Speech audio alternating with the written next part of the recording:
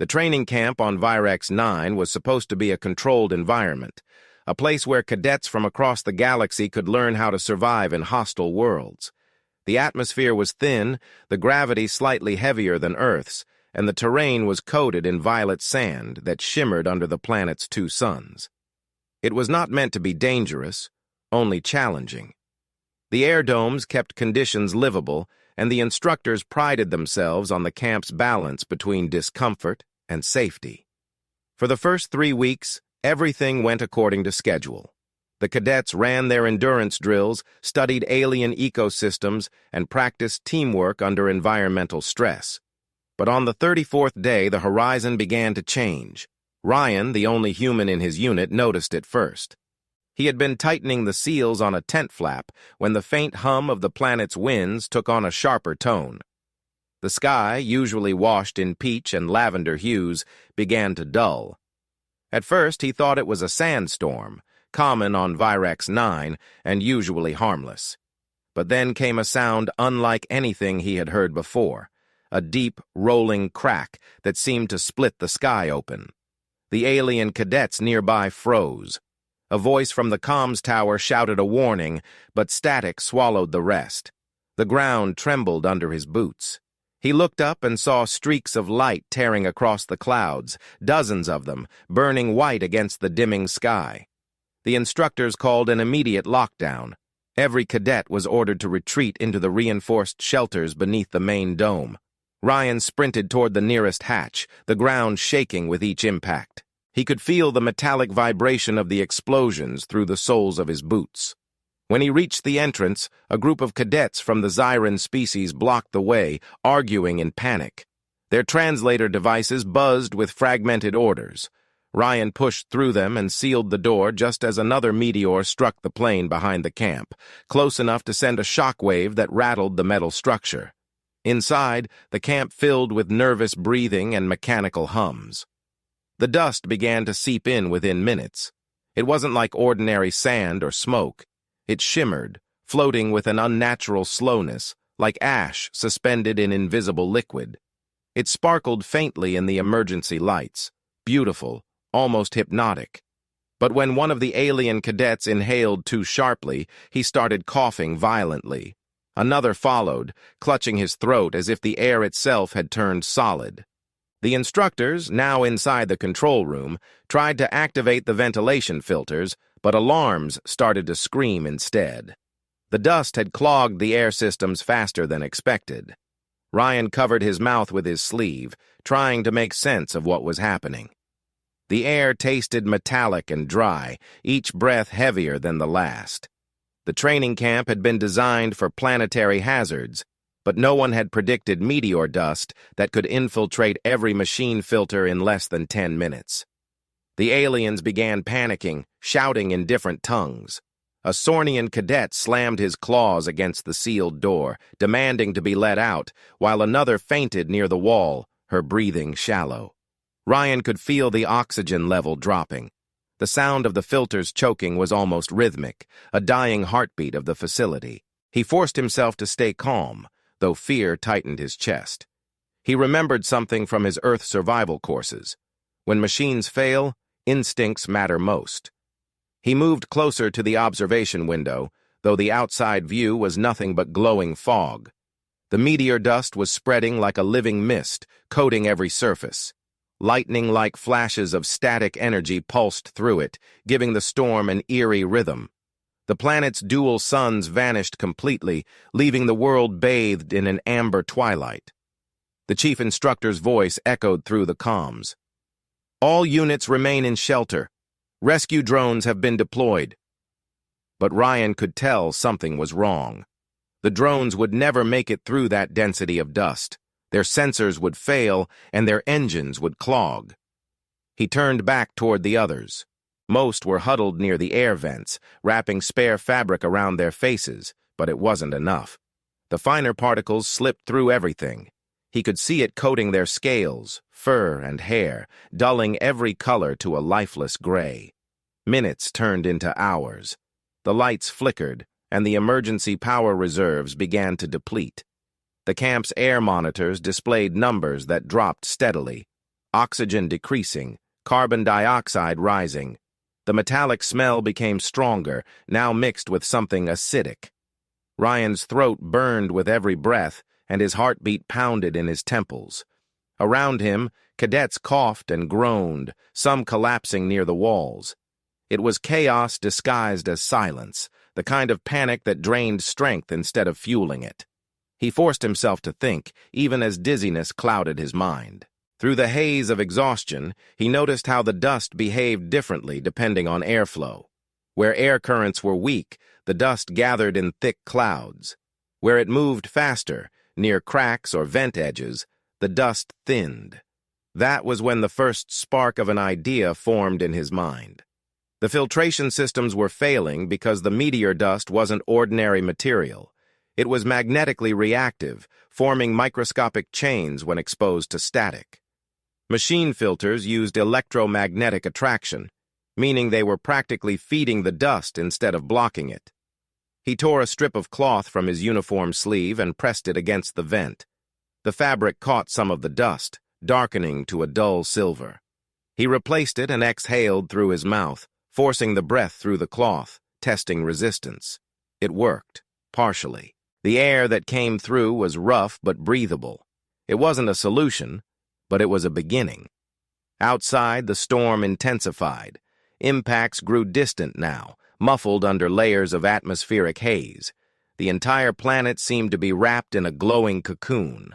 The camp's communication channels went dead one by one. The instructors retreated to the command module, leaving the cadets to fend for themselves in smaller sealed units.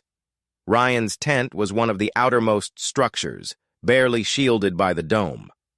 The sound of dust scraping against metal became constant, like waves crashing against a ship's hull. He thought about Earth, about desert winds and sandstorms he had read about in his training. Humans had survived worse, not with technology, but with simplicity. Sand, water, fabric, all primitive tools that had saved lives for thousands of years. He began to gather every scrap of material he could find: sleeping mats, insulation pads, spare shirts. He layered them near the vent opening, not yet knowing if it would work, but refusing to sit still while the others gave in to panic. Through the dim light, he saw one of the alien cadets watching him, too weak to speak but curious. She tried to copy him, pressing her own fabric against another vent. Ryan nodded slightly, then looked toward the ceiling where faint trails of dust shimmered like constellations. The irony wasn't lost on him. A human, millions of light years from Earth, fighting for air with nothing but cloth and determination. The night on Virex 9 lasted longer than usual that cycle. The temperature dropped, and condensation formed inside the tents. The water beads that slid down the walls turned gray when they met the dust. Ryan lay awake, his makeshift mask over his face, listening to the shallow breaths of those around him. Each sound reminded him how fragile survival could be when nature decided to test the living. When the first weak light of morning broke through the orange haze, he sat up, exhausted but alive. The air was heavier, the dust denser, but he could still breathe. The instructor's promises of rescue had not come true. The camp's power grid was dying, and the alien cadets were slipping into despair. Ryan tightened the fabric around his mouth and stared at the faint glow outside. Somewhere beyond that fog, the surface was still rich with sand, and sand could be used to filter. If machines couldn't save them, then he would have to find a way to do it himself. The realization settled in him like cold steel. What had started as a training mission had become a test of instinct, and on Virex 9, instincts would decide who breathed another day. The morning after the meteor storm was not a sunrise, but a slow awakening into amber darkness. The dust had thickened overnight, turning the air into a glowing fog that muffled every sound. The camp was no longer a place of training, but a cluster of dying structures gasping for power. Inside his tent, Ryan sat cross-legged beside the sealed vent, staring at the pale shimmer that hovered in the air like floating ash. His throat was dry, his head heavy, but his mind was restless. The improvised fabric mask he had used during the night was damp from his breath, streaked with metallic residue. It smelled of rust and static. He knew it would not last long. He pushed himself to his feet, steadying his body as dizziness threatened to pull him down again. Around him, the alien cadets lay silent, many still unconscious, their chests rising and falling faintly. A few had tried to reinforce the tents with plastic sheeting and tape, but the fine dust had already penetrated every layer. Ryan could hear faint hissing sounds, the air slowly leaking through the seams. He realized that waiting for rescue was suicide.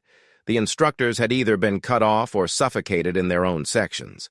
The only chance of survival now lay in adaptation. He stepped outside the tent. The moment he unsealed the flap, a blast of hot, gritty air stung his face. The dust outside was blinding. Each particle reflected light, creating an illusion of movement, as if the world itself were made of living embers. He wrapped his scarf tighter around his nose and mouth and took a cautious breath. The air burned, but he forced himself to adjust. His boots sank slightly into the sand, which was coated with a thin, glassy layer, remnants of meteorite impact. The camp's central dome loomed in the distance, its once smooth surface now scarred with cracks. Ryan knew he needed a filter strong enough to clean the air, not just for himself, but for the others too. The camp's advanced systems had failed because they were built on predictable assumptions: uniform dust, controlled conditions, machine precision. But nature had no such consistency. His mind shifted to Earth survival techniques.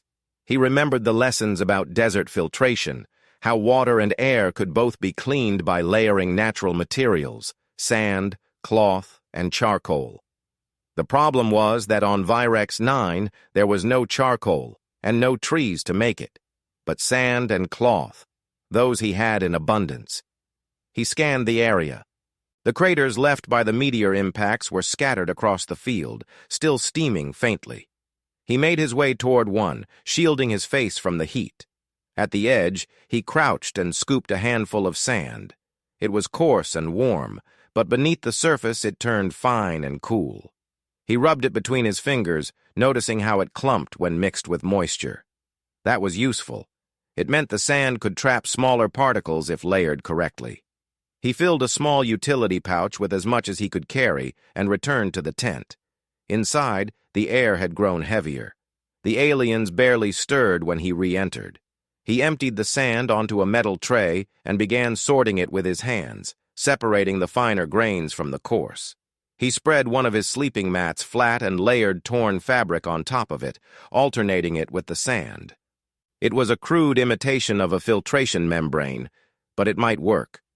He poured a small amount of water from his ration pack over the top, watching it seep through the sand in slow, uneven trickles.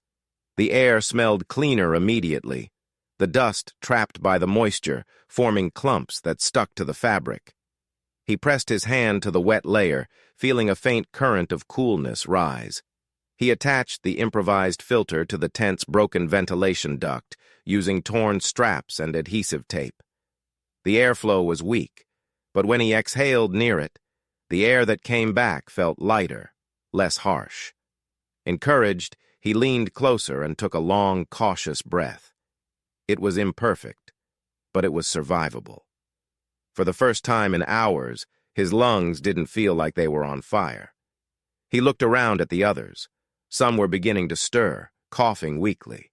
One of the alien cadets, a Zeran with translucent blue skin, tried to speak but could only whisper. Ryan handed her a piece of cloth soaked in water, gesturing for her to breathe through it. She obeyed, and after a few moments, her coughing eased. She looked at him with wide, tired eyes, as if unsure whether he was saving her or performing a miracle. Ryan didn't stop to explain. He tore more fabric from the bedding and divided the remaining sand into smaller piles. Each pile would form a separate layer for another filter. He moved with precision, his movements methodical despite his exhaustion. He had worked with his hands before, fixing old air units in his hometown, repairing pipes in training modules. And now that muscle memory guided him better than any alien instruction manual could. His brain focused on action, not fear. Hours passed.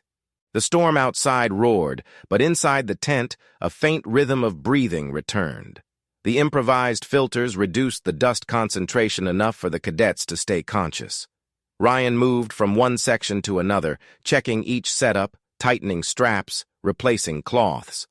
The fabric was already turning gray with absorbed dust, but it was proof that the method worked. Eventually, the Zyran cadet gathered enough strength to assist him. She fetched additional water and tore more fabric from unused sleeping rolls. Ryan nodded approvingly, showing her how to layer the materials in order: cloth, sand, cloth, water. When she repeated the process correctly, he gave her a faint smile. For the first time since the storm began, the silence of panic was replaced by the sound of cooperation. He decided to test his theory further. If a small layered filter could purify a tent, perhaps a larger version could restore breathable air to one of the domes. He needed containers, something that could hold sand and allow airflow. He searched the storage unit near the wall and found a stack of broken food canisters made of flexible alloy. He cut them open with his survival knife, reshaping them into cylinders. He lined each one with fabric and sand, sealing the ends with fine mesh he scavenged from a damaged ventilation cover. When he attached the first prototype to a duct and powered the fan manually with a portable cell, he heard the faint whistle of air passing through. The sound was small but alive, like the first heartbeat after near death. The air that emerged smelled damp but clean. He placed his hand near the outlet. Cool air brushed against his skin. It worked. Word spread through the tent quickly. The cadets who could still move gathered around, watching the strange human contraption. Some didn't believe it could work without technology, while others, desperate for air, pressed closer to feel the filtered breeze. Ryan said nothing. He simply pointed to the materials and gestured for them to replicate it. Within an hour, the tent was filled with quiet activity. Different species worked side by side, folding fabric, scooping sand, wetting layers with water. The unity was fragile but real, born out of necessity rather than understanding. When the first tent filled with steady airflow, Ryan allowed himself a moment of rest. He sat by the vent, leaning back against the cold metal wall, his chest rising slowly. His body ached, and his eyes burned, but he felt a flicker of satisfaction. In the midst of suffocation and silence, he had found a way to breathe. Yet the situation outside continued to worsen. Through the thin walls, he could hear faint metallic groans. The larger domes were under strain. If they collapsed, the storm would swallow everything. He knew his filters could not save the entire camp, but he also knew what failure to act would mean. He pushed himself up again and looked at the others. Their eyes followed him now with trust, not confusion. The alien cadets who once mocked human simplicity now depended on it. He gathered the remaining sand and tools and prepared to move toward the outer dome. The air there would be worse, but it was the only place where he could attempt a full-scale filter. As he sealed his mask and checked his improvised oxygen pack, he looked once more at the small camp of survivors breathing through layers of cloth and sand. It was fragile, temporary, and desperately human, but it was life. And for now, that was enough. Then he stepped outside into the amber storm, where the air shimmered like molten glass and the ground trembled with the memory of falling stars. Ryan stepped into the storm, the weight of the air pressing against his chest like invisible hands. The dust swirled in thick waves, glowing faintly under the dim remnants of sunlight, turning the sky into a haze of liquid gold and gray. Every breath felt like dragging air through metal shavings. His makeshift mask muffled the sound of his breathing, but he could still hear the crackle of static in the distance as meteor fragments continued to react with the planet's charged atmosphere. His goal was the outer dome, the camp's main ventilation hub, now dark and silent. If he could rebuild its filtration system using his sand and cloth method, he might restore breathable air for everyone still alive inside the facility. The journey across the sand plain felt longer than it should have. The storm distorted perception. Distances stretched, and shadows moved like ghosts. Ryan leaned forward, keeping low, using a metal rod as a walking stick to steady himself. His visor was scratched and fogged, the dust clinging to every surface. When he finally reached the dome's edge, he could see the damage. A long, jagged crack split the side of the structure, leaking faint streams of luminous dust like blood from a wound. The entrance hatch was jammed halfway open, clogged with debris. He squeezed through, his shoulders scraping against the frame, and stumbled inside. The interior was worse than he imagined. The lights were flickering weakly, powered by failing batteries. The walls were coated in a thin, glittering film, and the air was almost opaque. Several alien cadets had collapsed near the central console, their bodies motionless, covered in gray dust. He knelt beside one, checking for a pulse. Faint, but still there. He couldn't stay long in this environment. Every minute without proper air reduced his chances of finishing the task. He forced himself to focus. The filtration core stood in the center of the dome, a tall cylinder once filled with high-grade plasma filters, now fused into a solid mass of crystallized dust. The storm had destroyed the machines beyond repair. Ryan circled the core, studying its structure. He didn't need to restore it fully. He just needed to reroute the airflow through a new medium. The system's fans were intact, though clogged. He found the manual override and pried open the panel, coughing as a new cloud of dust escaped. Using a small toolkit from his belt, he dismantled the side duct, creating an opening large enough to insert his improvised filter. He worked methodically, his movements slow but precise. Each motion was deliberate, the rhythm of survival replacing fear. He spread a thermal blanket on the floor and began constructing the filter. Layers of cloth, sand, fabric again, soaked lightly with water from his ration pack. He pressed each layer tightly, forming a compact cylinder. The water hissed when it touched the sand. The dust reacted chemically, forming faint bubbles, but the reaction stabilized quickly. He took that as a sign of filtration potential. He reinforced the sides with strips of alloy from a broken support beam and wrapped the entire construction in wire mesh for stability. The structure looked crude, more like a primitive furnace than a filter. But he knew from experience that survival often depended on what could be made, not what should be made.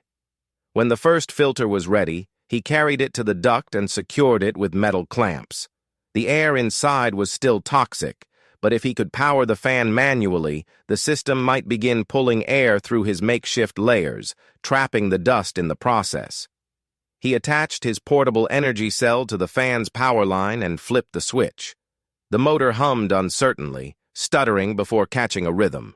Slowly, air began to move. Faintly at first, then stronger. Ryan held his hand near the output vent. The air that came through was damp and heavy but breathable. A deep relief washed over him.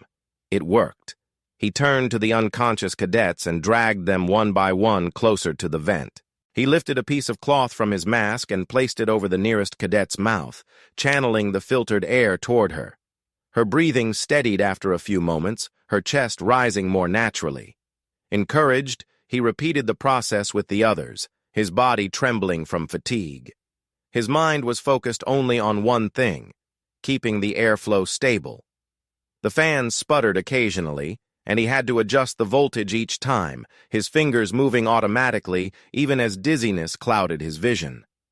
After several minutes, the sound of movement came from behind him. One of the cadets stirred, a Vranian with pale scales and luminous eyes. The alien blinked in confusion, then looked at Ryan and the strange contraption humming beside him. Ryan raised a hand, gesturing for silence, then pointed to the air vent. The Vranian nodded weakly, understanding that the human had saved him.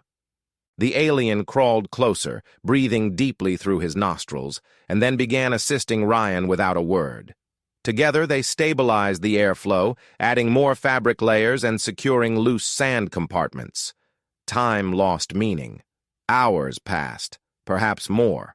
Ryan's muscles screamed with exhaustion, his skin stung from the abrasive air, and his eyes burned with salt and dust.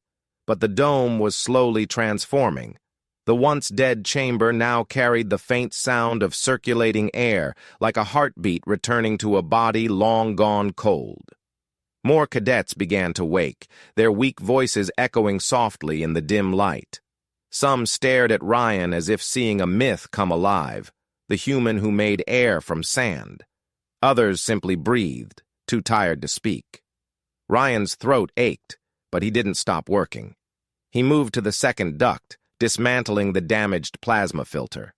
He constructed another sand layer filter, this time larger and more refined, using leftover insulation panels as casings. When he powered it, the airflow increased, creating a gentle breeze that rippled the dust coating the floor. The air cleared gradually, revealing the outlines of faces, equipment, and cracked walls. The surviving cadets sat up, their eyes reflecting the faint light like glass beads. Once the filters were stable, Ryan slumped against the wall, finally allowing himself a moment of rest. His vision blurred, and every muscle in his body trembled from strain. He thought of the tent he had left behind, of the Xeran cadet who had helped him, and wondered if she was still alive. He hoped the small filters there were still working. He closed his eyes for a moment, listening to the soft hum of the fans, the rhythm almost soothing. But rest was a luxury he couldn't afford for long. The dome's structure groaned as the external pressure increased. Cracks widened, and small fragments of glass-like material began to fall from the ceiling. The storm outside was still raging, and the dome's framework wasn't designed for prolonged exposure to this kind of corrosion. Ryan rose unsteadily and checked the main power conduit. The readings were low. The entire facility was running on reserve. If the energy cells failed, the fans would stop, and the air would revert to poison in minutes. He needed to find a way to sustain the system without relying on the main grid. He studied the remaining equipment, searching for anything that could generate power. Near the maintenance bay, he found an old heat exchanger, used to convert thermal gradients into energy. If he could redirect the external heat from the meteor craters into the exchanger, he could power the filters indefinitely. The idea was insane, but it was the only one that could work. He stepped outside again, this time dragging a spool of cable behind him. The air was thicker now, and visibility had dropped to a few meters. He reached one of the smaller craters nearby, where the sand was still steaming faintly from residual heat. He connected the exchanger's intake probe to the crater's edge and activated the flow. The cable pulsed with a faint orange glow as energy began transferring. It was weak, but steady. He followed the line back to the dome, sealing the hatch once more. When he reconnected the exchanger to the filter circuit, the fan surged to full strength. The noise startled the cadets, but Ryan smiled beneath his mask. The air began to flow cleanly, and for the first time since the disaster, the dome's atmosphere stabilized. The dust that once glowed ominously now settled harmlessly to the ground. Ryan leaned against the control console, staring at the faint outline of the planet's horizon through the cracked observation window. The storm still roared beyond the glass, but inside the dome there was silence. The silence of survival. The alien cadets watched him with quiet reverence, their expressions filled with something new. Respect, perhaps even awe. None of their advanced technologies had saved them. It was the simplest of things, sand, water, cloth, and human instinct, that had restored life. He knew this was only temporary. The other domes still needed air, and the camp as a whole was far from safe. But for now, there was breath. He looked toward the inner passage leading back to the tents, where the others waited. His lungs filled with filtered air as he whispered to himself, almost in disbelief, one step at a time. Then he grabbed his tools again, ready to bring the same fragile miracle to every corner of the dying camp. By the time the storm began to ease, the once vibrant training camp had transformed into a graveyard of twisted domes and half-buried corridors. The air shimmered with faint orange haze, still heavy with dust, but at least now it could be breathed without burning the lungs. Ryan stood by the cracked window of the outer dome, watching the horizon where the double suns struggled to pierce through the haze. His body was sore, his eyes bloodshot, and his uniform coated with a dull gray film that clung to everything. Yet beneath the exhaustion there was purpose, the kind that carried a man forward when reason said to stop. The filters he had built still hummed, fueled by the heat exchanger, but he knew the system wouldn't hold forever. The storm had been a disaster, but the aftermath was something worse: isolation, dwindling resources, and no communication with the command center. He turned away from the window and scanned the room. The cadets who had survived in the dome were slowly recovering. The Vranian with the luminous eyes, now strong enough to stand, had started organizing the others. Ryan noticed the silent coordination. Aliens who had once spoken through translators now moved in rhythm, gestures replacing words.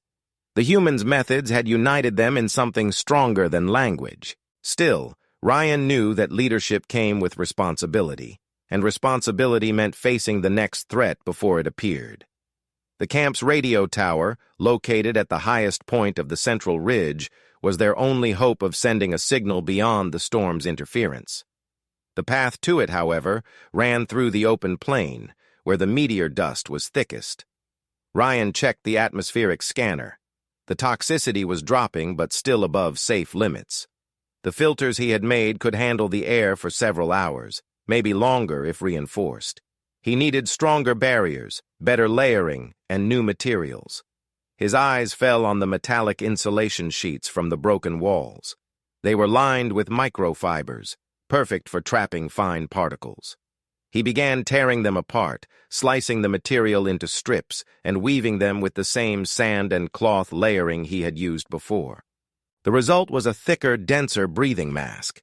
It wasn't comfortable, but it was reliable. The Vranian stepped forward, gesturing that he wanted to help.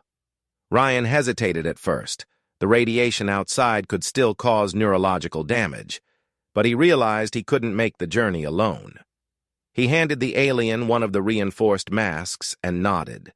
Together they prepared for departure, packing portable cells, tools, and water. The others watched them silently, the unspoken understanding that these two were walking into danger for everyone's sake. Before leaving, Ryan adjusted the power regulator to ensure the dome's filters would keep running. Then he turned to the exit hatch, feeling the faint vibration of the storm still whispering through the structure. The outside world looked like a planet reborn in fire. The sand dunes glowed faintly under the weak sunlight, covered in a layer of glassy dust that reflected every movement. The air tasted like metal and ozone. Each step sank into soft ground that hissed underfoot, releasing tiny sparks of static.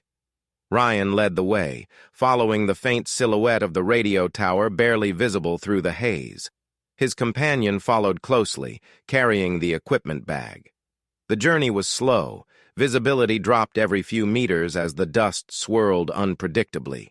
Ryan used a broken metal rod as a marker, stabbing it into the sand every 100 steps to trace their path back. The climb up the ridge was harder than he expected. The ground was unstable, sliding away beneath his boots, forcing him to dig his heels into the slope.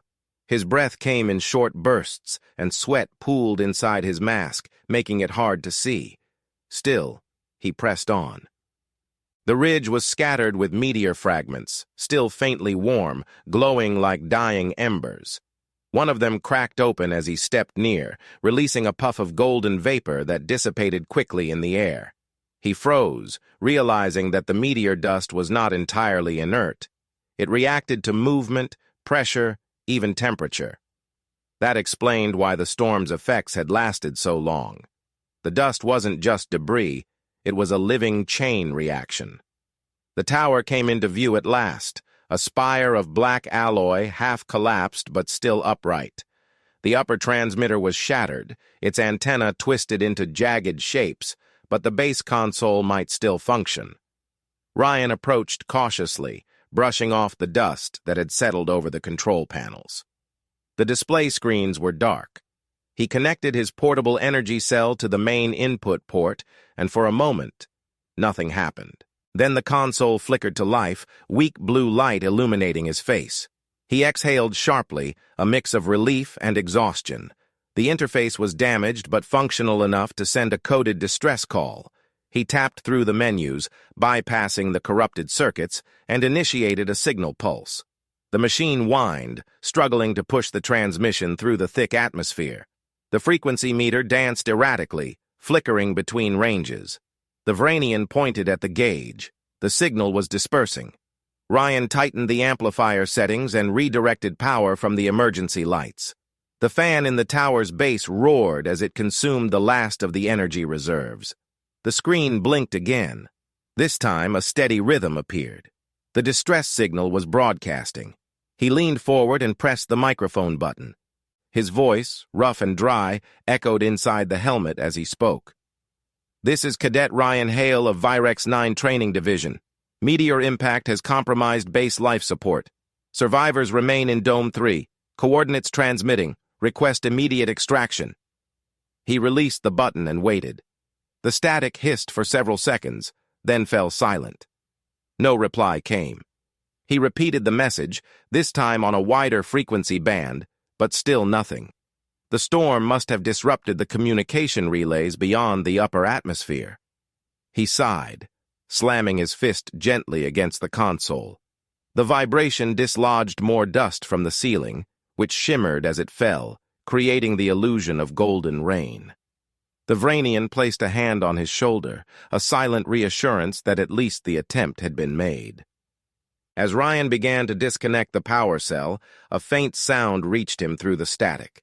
A weak, intermittent pulse, not human, but structured. It wasn't a message, but it was something.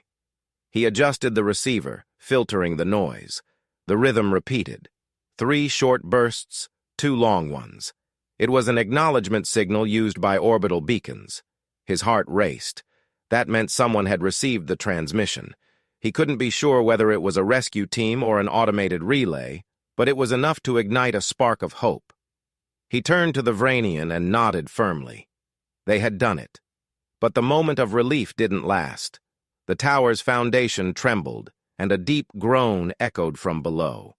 The heat from the meteor fragments had destabilized the ridge. Cracks formed in the ground, thin at first, then widening rapidly. Ryan grabbed the bag and shouted a warning. The alien followed, both running downhill as the slope began to collapse. The ridge crumbled like wet sand, pulling down shards of rock and twisted metal. The sound was deafening, a roar that swallowed the air itself. Ryan leapt from one ledge to another, his legs burning with effort. The tower behind them folded into itself with a final metallic scream.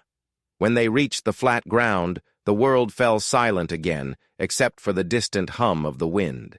The tower was gone, half buried in a crater of molten dust, but the transmission had already been sent. Ryan fell to his knees, gasping for air through the filter. The Vranian pulled him up, and together they began the long walk back toward the dome. The double suns were sinking lower now, their light refracted by the dust into crimson streaks that painted the sky. Each step felt heavier, the exhaustion of survival settling deep into his bones. By the time the dome came into sight, the faint glow of its filters was visible through the haze. Ryan pushed through the entrance and collapsed near the airlock, his chest heaving. The cadets rushed to help him, lifting him to his feet. He removed his mask and took a deep breath of the filtered air, damp, imperfect, but alive. The Vranian gave a brief nod, then sank down beside him, equally drained. The others gathered around, waiting for news. Ryan didn't waste words. He simply said, "Signal sent." That was enough. For the first time since the storm began, a quiet sense of relief spread through the survivors. Some sat down, some laughed softly, others just stared at the walls as if seeing them for the first time. The dome, humming faintly with the rhythm of the filters, felt less like a cage and more like a sanctuary. Ryan leaned against the wall, his eyes half closed. The storm outside was fading, and though rescue was uncertain, he knew the message had reached someone. The survival of the camp was no longer just about air and filters. It was about endurance, the stubborn refusal to die in silence. The human instinct to adapt had carried them this far, and now, for the first time in days, he allowed himself to believe that it might carry them all the way home. The next morning arrived not with sunrise, but with a pale shimmer of weak light struggling to cut through the dust-filled horizon. The storm had finally passed, leaving the camp covered in a thick layer of glittering residue that sparkled like frost. The air, though heavy, was breathable now thanks to the network of filters Ryan had built across the domes. For the first time since the meteor impact, silence didn't mean danger. It meant peace. The survivors were awake, moving slowly, repairing what they could. The rhythmic hum of the filters filled the background, constant and almost comforting, like the heartbeat of a living thing. Ryan sat by the main duct, his back against a steel beam, watching the condensation form on the walls. His hands trembled slightly, both from exhaustion and from the strain of holding himself together for so long. The Vranian, now fully recovered, approached him carrying a small container of water. Ryan accepted it with a grateful nod and took a long sip. The taste was metallic, but it was life. Around them, the cadets were cleaning the equipment, sweeping away dust, and checking the structural integrity of the dome. For a brief moment, the camp felt almost normal again. The faint chirp of the communication console interrupted that calm. Ryan froze, his instincts sharpening instantly. He hurried to the console, pressing the receiver. Static filled the room for a second before a distorted voice broke through. 9 Base. This is Rescue Command. Signal received. Establishing orbit above Virex sector. The words were fragmented but unmistakable. The rescue team had heard them. The entire room fell silent. Every cadet stopped what they were doing. Ryan leaned closer to the mic and replied, his voice hoarse but steady. This is Cadet Hale. Survivors present at Dome 3. Air stable. Request extraction coordinates confirmed. The response came clearer this time, accompanied by the faint crackle of atmospheric distortion. Copy that, Cadet Hale. We have your position. Estimated landing in 6 hours. Prepare survivors for evacuation. Warning, residual dust still active. Keep filtration running until pickup. The message ended abruptly, but it was enough. Ryan closed his eyes, letting out a slow breath he hadn't realized he was holding. Relief rippled through the survivors like a wave. Some clapped weakly, others smiled for the first time in days. The tension that had held them hostage finally began to dissolve. 6 hours. That was all they had to wait. But in those hours, the hardest task still remained, surviving long enough to be rescued. The storm might have ended, but the dust was still volatile. One shift in temperature, one spark of static, and the entire dome could ignite or collapse. Ryan knew that too well. He turned to the group and spoke clearly, his voice carrying authority he hadn't claimed before. We hold positions. Keep the filters steady, seal all vents, and no one goes outside. The dust isn't done with us yet. The cadets nodded, following his instructions with quiet determination. As time passed, Ryan walked between the different compartments, checking every seal and every vent. His body screamed for rest, but his mind refused to let go. He adjusted valves, reinforced the weakest supports, and monitored the oxygen levels. The Vranian stayed close, helping silently, occasionally glancing at him with a mix of admiration and concern. Every now and then, Ryan looked through the cracked observation panel. The world outside looked calm, but he didn't trust that calmness. Nature had already shown him how deceptive silence could be. 3 hours before the rescue's estimated arrival, the temperature began to rise unexpectedly. The heat exchanger that powered the filters had been running non-stop since the storm, and now its surface glowed faintly red. Ryan crouched beside it, frowning. The system was overheating. He disconnected the power flow to let it cool, but the fans immediately slowed. Within minutes, the air grew heavier again. He cursed under his breath. The balance was fragile. Too much heat, and the system would melt. Too little, and the filters would stop pulling dust from the air. He thought for a moment, his tired mind working through possibilities. The heat was necessary, but it had to be redirected, not suppressed. He called to the Vranian, who immediately joined him. Together, they rerouted part of the energy into the auxiliary cables leading to the northern vent, allowing the excess heat to dissipate into the ground. It was a gamble, but it worked. The glow faded, and the airflow returned to normal. The camp was safe again, for now. Hours crawled forward with the slowness of eternity. Every minute stretched like a test of endurance. The cadets sat quietly, conserving their energy. The hum of the filters blended with the sound of distant winds. Ryan checked the timer on the console. 1 hour left. He stood by the airlock, staring at the dull horizon. He imagined the rescue shuttle descending through the orange haze, its engines cutting through the dust, the sight of clean metal shining under the light of the twin suns. He could almost hear it. Then, faintly, the ground began to vibrate. It was soft at first, then stronger. The cadets rose to their feet, alert. Ryan moved to the observation panel, and through the thinning mist he saw it. A dark shape emerging from the clouds, growing larger with each passing second. The rescue craft broke through the haze, its landing thrusters igniting small waves of dust that rolled outward like ripples on water. The sound was beautiful, deep, mechanical, alive. When the shuttle touched down on the ridge, the survivors erupted into motion, grabbing their packs, securing their masks, and preparing to leave the dome behind. Ryan led them to the airlock. The Vranian walked beside him, carrying the equipment bag that had once been filled with sand, now almost empty. As the hatch opened, a gust of wind rushed in, hot and sharp, but clean enough to breathe. The outside world glowed under the dim sunlight, transformed from a nightmare landscape into something almost peaceful.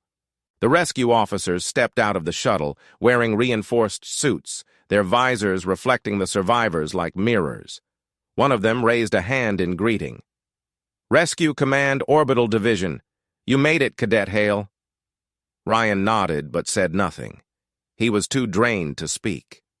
As the survivors boarded the shuttle one by one, he lingered near the dome entrance, glancing back inside. The humming filters, the dim lights, the walls streaked with dust. Everything stood as a silent monument to what had happened. He placed his hand on the metal frame, feeling the faint vibration of the air system still working. It had been crude, improvised, but it had saved lives. When he finally boarded the shuttle, the engines began to roar, lifting the craft slowly from the ground. Through the viewport, he watched the domes grow smaller until they were nothing but faint shapes swallowed by the shimmering horizon. The planet stretched endlessly beneath them, scarred, but still alive. The instructor on board turned to him. "Command wants to know how you kept oxygen running for this long," she said. Ryan's lips curved into a faint, tired smile. "Sand and cloth," he replied simply. She looked at him, puzzled, as if waiting for an explanation that never came. He didn't elaborate. Some things didn't need to be explained, only remembered. As the shuttle broke through the upper layers of the atmosphere, the light changed. The golden dust of Virex 9 fell away beneath them, replaced by the deep black of space. The stars shone brighter than ever, sharp and endless. Ryan leaned back in his seat, closing his eyes for the first time without fear. Around him, the cadets sat in silence, some whispering prayers, others staring out the windows. The hum of the engines was steady, a new kind of rhythm, one that promised survival beyond this planet. When the shuttle finally aligned with the orbiting cruiser, the intercom crackled to life again. "Docking complete. Prepare for decontamination." The doors sealed, and a faint hiss filled the cabin. Ryan removed his mask, inhaling the sterile air of the cruiser. It was clean, but strange, too perfect after the organic roughness of his filters. He looked at his hands, still covered with traces of sand and dust, and thought about what those small, simple elements had achieved. Later, when the debrief began, the instructors and scientists would call his invention an adaptive atmospheric solution under extreme conditions. They would analyze the chemical composition of the meteor dust, praise the humans' ingenuity, and record the event as the Virex 9 air crisis. But for those who had lived it, it was something else, a lesson written in sweat, grit, and instinct. As the cruiser moved away from the planet, Ryan stood by the observation window.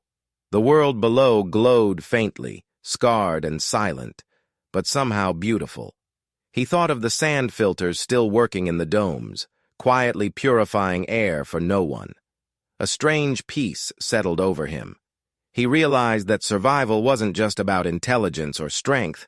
It was about the refusal to surrender, even when the universe itself tried to take your breath away. He watched the planet shrink into the distance until it was only a point of amber light among the stars. Then he turned away, ready to face whatever waited beyond. The story of Virex 9 would be remembered not as a tragedy, but as proof of what one determined human could do when everything else failed. And in the quiet hum of the ship, as the stars drifted past, he allowed himself to rest, not in exhaustion, but in peace.